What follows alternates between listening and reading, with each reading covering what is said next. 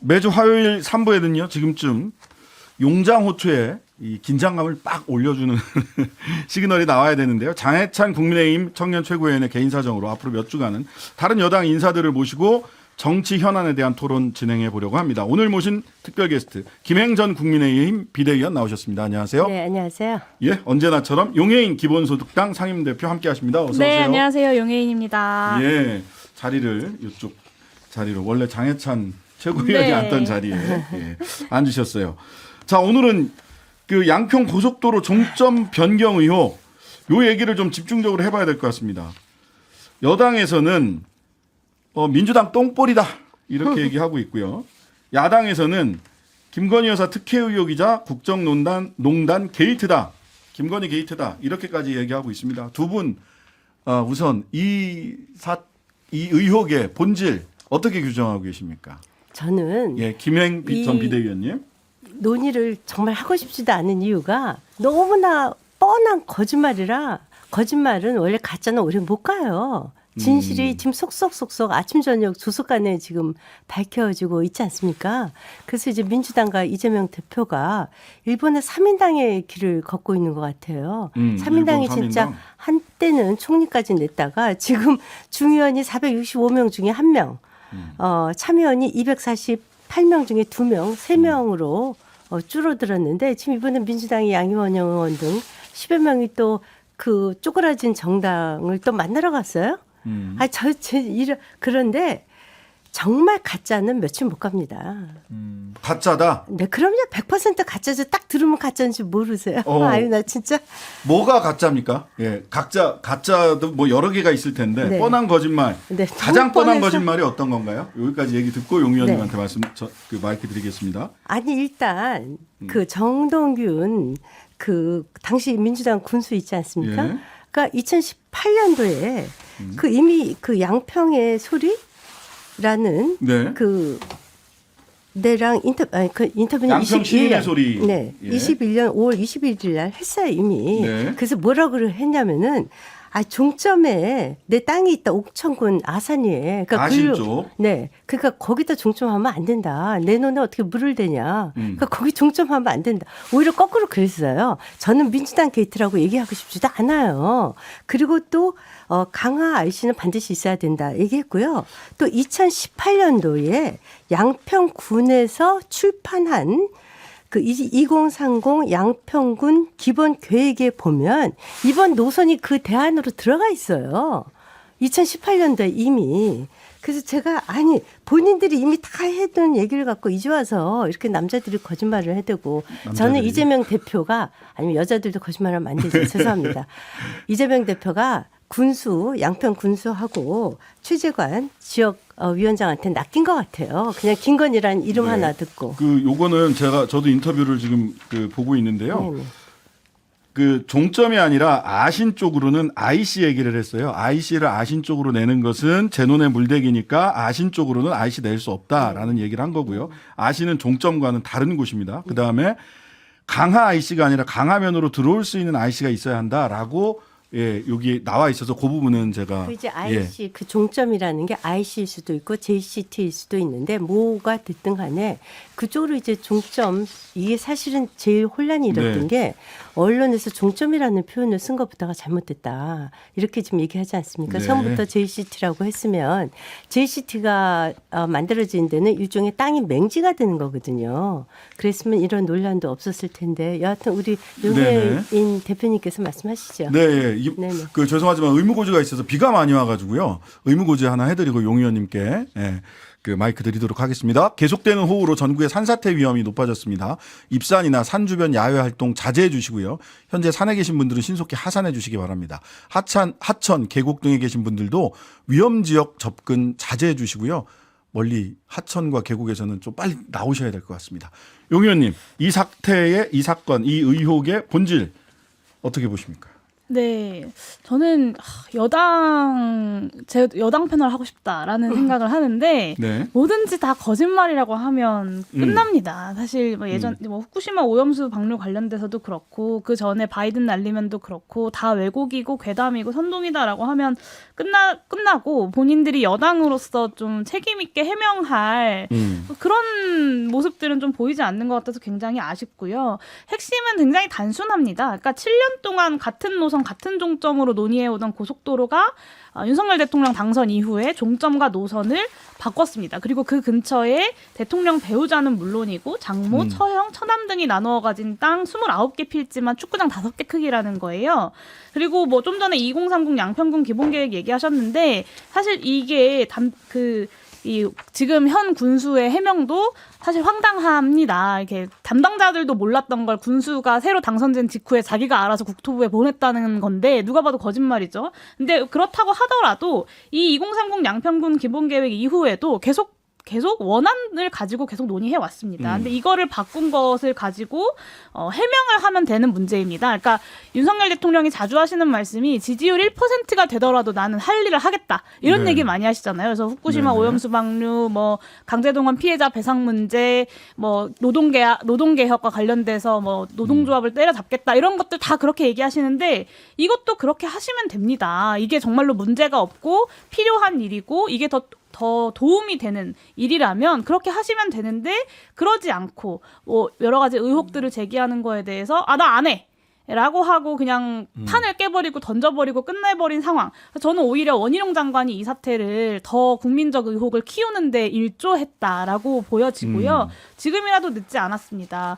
이미 백지화를 선언을 하셨으니까 이 김에 뭐 좀 전에 양평 전 민주당 군수 얘기도 하셨는데 이것이 종점이 변경된 과정에 어떤 과정이 있었길래 변경된 건지 정말로 양평 군수 민주당 군수의 문제인지 아니면 지금 윤석열 정부의 문제인지 국정조사를 통해서 좀 명명백백하게 밝히면 좋겠고요. 9월 정기국회에서 이 얘기 그만하면 좋겠습니다. 그러기 위해서라도 국정조사 빨리 해서 8월 안에 이 의혹 털고 갔으면 좋겠습니다. 국정조사로 의혹을 좀 8월 안에 7, 8월 안에 정리를 했으면 좋겠다라고 하는 얘기를 주셨어요.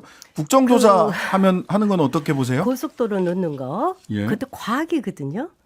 대한민국에 전 세계에서 고속도로 잔류기로 유명한 나라입니다. 네. 선형 전문가, 고속도로 설계자들 불러다가 국민들한테 보여드리면 돼요. 네. 대토론회 하면 돼요. 토론회를 민주당에서도 데리고 오면 돼요. 그런데 후쿠시마 오염수와 관련해서도 6천여 명의 원자력 전문가 네. 연구자들이 지금 민주당과 공개 토론하자고 하는데 단 한 명의 과학자도 데리고 나오지 않아요. 네. 정치 공세만 하죠. 자, 보세요. 본인이 그때 본인이 집이 있는데 IC가 됐든 JCT가 됐든 오면은 제 눈에 물대기다라고 했어요. 그런데 네. 지금 이 그래프를 좀 잠깐 보실 수 있을지 모르겠어요. 네. 네. 갑자기 L자로 꺾어서 이재명 대표도 글로 가야 된대요. L자로 꺾어서. 아니, 그때는 아니라고 그랬다 또 이제 말을 바꾸면 어떡해요. L자로 꺾는다는 게 원안에서 네. IC를 만들려면 원안을 기준으로 해서 IC를 중간에 네. 강하면 쪽으로 가는 IC를 만들려면 L자로 꺾어야 꺾어서 된다. 본인의 예. 땅이 있는 곳으로 가야 된다. 지금 또 갑자기 바꿨어요. L자는 있지도 않았습니다. 자, 이 강화 IC 만들자고 이제 민주당의 지역위원장과 최재권 지역위원장과 군수가 주장을 하자 문재인 정부에서 다시 발주를 줍니다.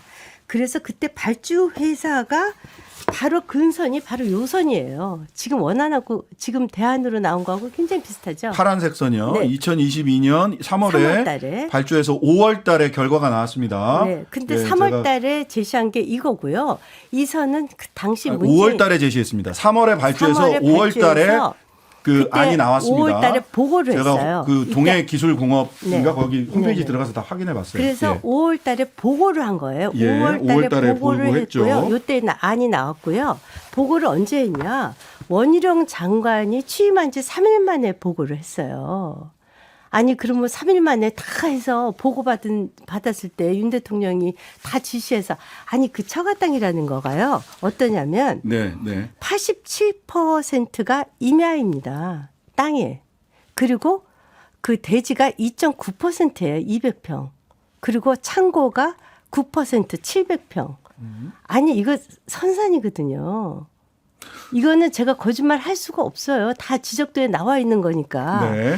아니 이게 지금 공시지가 5만 원이에요. 90 이 땅을 뭘 그렇게 여기서 떼돈을 벌겠다고.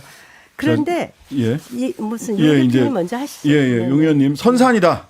여기를 뭘 개발을 하겠다고 하는 거냐. 이제 이런 게 네. 핵심인 것 네. 같습니다. 그냥 선산이라기엔 김건희 여사가 이 뭐 필지변 그 용도 변경인가요? 그부터 시작해서 차곡차곡 이 개발을 위한 준비를 전환 신청부터 예, 했죠. 예. 산지를 임야로 만들기 위한 산지를 대지로 만들기 대지로 위해서 만들기. 전환 신청을 하고 그다음에 형질 변경, 지목 변경 네, 그 이렇게 갔습니다. 개발을 위한 준비를 너무 차곡차곡 해오셨다는 것이 정황으로 다 드러나고 예, 있죠. 전환 신청부터 그래서 개발 행위라고 합니다. 네, 그러면 이거를 그- 그냥 선산이라고 볼 수는 없는 거고요. 저는 고속도로 건설이 과학이다라고 하셨는데 정권이 바뀌면 과학도 바뀌나 이런 생각이 좀 들어요. 그러니까 예. 국토부 주장에 구체적인 근거를 들면 됩니다. 되게 심플한 문제예요. 야, 심플해요. 국토부가 설명하면 되는데 작년 3월과 7월에 착수했던 타당성 조사 그리고 전략 환경 영향 평가 결과조차 밝히지 못하고 있습니다. 그래서 국토부가 그렇게 자신이 있으면 타당성 보고서 공개해서 언제부터 대안노선 설정했는지 그리고 대안노선이 왜 더 경제성이 있는지 증명을 하면 되는데 지금 원희룡 장관 제대로 설명도 안 하고 무턱대고 장관직 걸고 정치생명 20년까지 다 걸겠다고 하고 어디 가셨죠? 네, 나토 정상회담에 대통령 수행하러 출국하셨습니다. 이런 사단을 만들어 놓고 예, 왜냐면 도대체 너무- 국토부 장관이 그 네. 나토 정상회담을 어떤 걸 수행하러 가는 건지 저는 좀 의문인데요. 결국 지금 객관적인 자료로 공개되어 있는 건 작년 4월에 이제 기재부가 공개했었던 예비 타당성 심사 자료입니다. 그러니까 예비 타당성 그 조사가 과학이 아닌가요? 그리고 이 기존의 원안도 겨우겨우 통과했다는 거고 이 새롭게 거의 50% 전체 노선의 50% 이상 50%를 바꾸는 이 새로운 노선을 사실상 제안을 했으면 그것에 따른 근거와 함께 새로 예비 타당성 조사도 진행을 해야죠. 그래서 문제가 없으면 절차적으로 그런 절차들을 국토부가 다시 진행을 하면 됩니다. 근데 그런 건 하나도 안 하고 무조건 이거 김건희 여사 욕하면 우린 안 해버리겠다 이런 무책임한 처사가 김건희 어디 있습니까? 잠시만요. 욕하면 예, 사실관계를 하나만 네. 정리를 하고 가면 예비 타당성 조사 보고서는 2021년도 5월 달에 나왔고요. KDI 공공투자관리센터가 제출을 한 겁니다. 요 예비 타당성 조사에서는 원안이 가장 훌륭한 아니다라고 해서 예비 타당성 조사 결과가 나온 거고요. 전체가 455페이지입니다. 굉장히 긴 예타 맞습니다. 조사 보고서입니다. 자, 그거 말씀드리면 예타 조사에서 강화 IC가 빠지니까 이제 양평군이 뒤집어진 거 아닙니까? 그래서 최재권 그 지역위원장과 당시에 이제 그 양평 군수가 강화 IC를 우리가 집권당이다. 반드시 넣겠다 해서 문재인 정부에서 다시 발주를 준 것은 아시죠? 그리고 자, 제가 뭐 지목 변경했다 막 이렇게 얘기를 하는데요. 네. 산을 갖고 있는 분들이 그중에 일부를 지목 변경을 많이 합니다. 그래서 지목 변경한 것이 김건희 이 여사 댁이 있다는 곳이 12필지 중에 87%는 그냥 임야 산이고요. 그리고 두 필지 200평을 즉 2.9%를 지목 변경을 했습니다. 200평 대지로. 그러면요. 저는 이해찬 전 총리를 저는 끌어들이고 싶지 않아요. 왜냐하면 총리가 자기 집 땅값 조금 올리자고 지목 변경을 했겠습니까? 그 이해찬 IC라고 불린다는 연기 IC 갖고 또 한바탕 곤욕을 치르셨죠. 네. 그분은 어떻게 했냐. 2012년 12월에 배우자 명의로 농지를 1528 제곱 스퀘어미터를 사서 그중에 바로 15년도에 41.73%를 지목 변경을 합니다. 그리고 난 후에 창고까지 매입을 하고요. 그리고 난 다음에 예비 타당성 조사에서 빠진 나들목이 여기 들어갑니다. 그리고 추가로 4천억이 더 들어갔어요. 저는 그런데 이것을 이해찬 전 총리를 욕할 생각이 전혀 없어요. 네. 왜냐하면 대한민국의 국토부와 선형 설계사, 고속도로 설계사들이 바보가 아니에요. 분명히 타당한 이유가 있었을 거예요. 그래서 네. 우리도 민주당의 의원들을 욕할 민주당의 지금 거물급의 뭐 김부겸 이런 분들 욕할 이유가 없어요. 왜냐하면 선형 설계자들이 그 선을 가장 효율적으로 긋지. 여긴 누구 땅이 있으니까 이해찬 총리 땅이 있으니까 김부겸 전 총리의 땅이 있으니까 이렇게 아예 볼 수가 없습니다. 그러면은 아니 이해찬 총리 42.74%나 대주로 바꿨고 창고 샀어요. 김건희 여사 땅은요 불과 2.9% 대주로 바뀌었어요. 아니 이거 갖고 이렇게 욕을 해대면 이해찬 총리는 아니 이때 그러면 총리 권한 행사했습니까? 아 이런 식의 거짓말을 하지 말자는 얘기고요. 네네. 바뀐 이유 4가지 분명하게 제가 말씀드릴게요. 네, 바뀐 이유가 뭡니까? 이번에 예. BC 베네피트 코스트 조사에서 훨씬 더 대안이 우수하다. 그런데 이것은 확정된 건 아니에요. 3개의 대안이 있었는데 그것을 갖다가 공청회를 거쳐서 최종적으로 확정을 하게 되어 있었던 것이죠. 예, 공청회 아직 안 했죠? 공청회도 못했죠. 원래 예. 7월 6일에 하기로 했다가 이 사단이 벌어지니까 다 취소를 했죠. 네. 이유가 그겁니다. 자, 제가 이거 혹시 보실 수 있을지 잘 모르겠어요. 첫째, 인구입니다. 인구를 보면요. 자, 73.7%의 양평군 인구가요. 지금 대안 쪽을 지나가고 있어요. 그리고 요 가운데 중심만 따져도요. 어떠냐? 49.8% 양평읍, 강상면, 용문면 3개만 따져도 49.6%가 여기를 지나가고 있어요. 첫째 인구입니다. 둘째 교통량입니다. 일단 대안으로 제시된 곳에 1일 교통량이 22,357대고요. 원안은 15,834대입니다. 세 번째 환경 문제입니다. 원안은 여기 지금 여기 보시죠. 여기 강을 지나가야 돼요. 남한강을요. 그래서 남한강을 지나는 걸 환경평가자들이 반대를 했어요. 왜냐하면 여기가 상수원 보호지역이고요. 이쪽으로 지나가면 산을 지나가야 돼요.